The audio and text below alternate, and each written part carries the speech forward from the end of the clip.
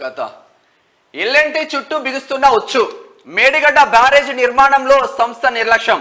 మొదటి నుంచి రిపేర్లు చేసేందుకు ససేమీరా. బ్యారేజ్ కుంగినప్పుడు రిపేర్లు చేస్తామని ప్రకటన. తర్వాత మాట తప్పించుకునే ప్రయత్నం. రెవెన్యూ రికవరీ యాక్ట్ ప్రయోగిస్తామని, కంపెనీని బ్లాక్ లిస్ట్ లో పెడతామని ప్రభుత్వం హెచ్చరిక. ఎల్ఎన్టీకి వస్తుంది కథ ఇప్పుడు. ఎందుకంటే ఫస్ట్ చెప్పారు కదా, అదే చేస్తుంది అంటే ఆ చైర్మన్ వాళ్ళ చేతులు ఎత్తేసి మా పని అయిపోయింది, టైం అయిపోయిందని చెప్పారు. ఇప్పుడు కాళేశ్వరం ప్రాజెక్టులోని మేడిగడ్డ బ్యారేజీ నిర్మాణంలో నిర్లక్ష్యంగా వ్యవహరించడంతో పాటు రిపేర్లు చేయకుండా తప్పించుకోవాలని చూస్తున్న ఎల్ఎన్టీ సంస్థ చుట్టూ ఉచ్చు బిగిస్తున్నది. 2019లోనే బ్యారేజీ దెబ్బతిన్నప్పటికీ ఆ రిపేర్లు చేయకుండానే అప్పనంగా బిల్లులు పొందిన ఎల్ఎన్టీపై ప్రభుత్వం ఫోకస్ పెట్టింది.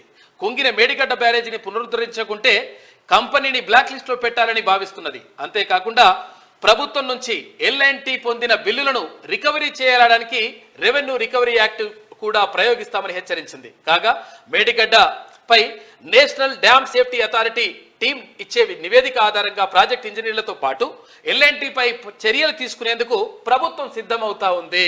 కంపల్సరీ తీసుకోవాల్సింది. ఇంట్లో ఒకవేళ ఎల్ఎన్టీ దగ్గర కమిషన్లు కొట్టి పరిశాన్ చేసి అటు చేస్తే ఇప్పుడు ఎల్ఎన్టీ నష్టపోయే పరిస్థితిలో వచ్చేసింది. ఎందుకనంటే అసలు యాక్చువల్గా నిజంగా దీన్ని రిపేర్ చేయాల్సినటువంటి అవసరం ఉంటుంది.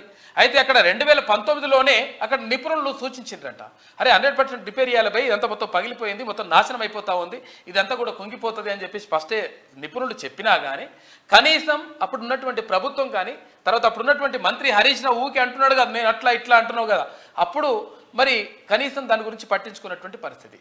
అయితే మంత్రి హరీష్ రావు ఆధ్వర్యంలోనే, మాజీ మంత్రి హరీష్ రావు ఆధ్వర్యంలోనే ఇదంతా కూడా కొనసాగింది. ఏది భారీ నీటిపారుదల శాఖ మంత్రిగా ఉండే, ఆ తర్వాత నీటిపారుదల శాఖ ఉడవెక్కిండ్రు, పక్కకు పెట్టేసిన తర్వాత విషయం. కానీ అందులో కావాల్సినంత వేసిండు అనేటువంటి ఆరోపణలు కూడా ఉన్నాయి.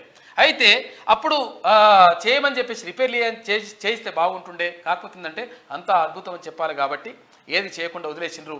ఇప్పుడు మొత్తం కూడా ప్రాజెక్టే పనికి రాకుండా పోయింది. అటువంటి పరిస్థితి నేపథ్యంలో ఏదైతే కాంట్రాక్ట్ సంస్థ ఉందో ఎల్ఎన్టీ పని అయ్యే పరిస్థితి ఉన్నది. పైసలు కూడా రికవరీ చేస్తారట.